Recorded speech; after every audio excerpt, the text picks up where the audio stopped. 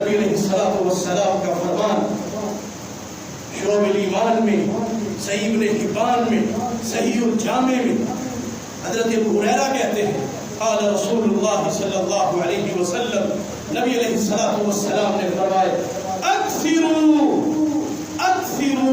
ذکر حاذم اللذات، لذتوں کو کاٹ دینے والی کو کثرت سے یاد کیا کرو، اکثروا زیادہ کیا کرو، کثرت سے یاد کیا کرو، بار بار یاد کیا کرو، ہر وقت یاد کیا کرو۔ کس کو؟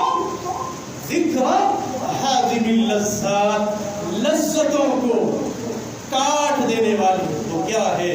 فرمایا الموت، وہ موت ہے جو لذتوں کو کاٹ کے رکھ دے گی، تمہاری چاہتوں کا، تمہاری آرزوؤں